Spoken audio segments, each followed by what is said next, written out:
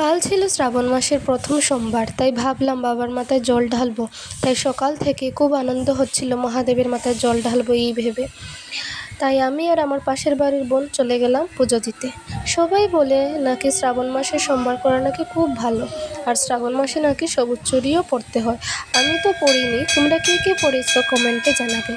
যাই হোক, চলে গেলাম মন্দিরে। গিয়ে দেখে এখানে অনেক লোকেরা পুজো দিচ্ছে, তাই কিছুক্ষণ দাঁড়িয়ে তারপর পুজো দিতে গেলাম। প্রথমে জল দিয়ে, তারপর দুধ, ঘি, মধু, বেলপাতা দিয়ে বাবাকে স্নান করালাম। नमामि शमीशान निर्वाणरूपम् विभुं व्यापकं ब्रह्मवेदस्वरूपम् नमामि शमीशान निर्वाणरूपम्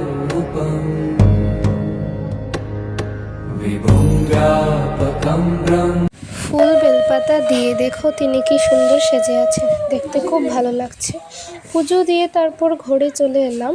তারপর বাবার চরণামৃত খেয়ে এই প্রসাদগুলি খেয়ে নিলাম।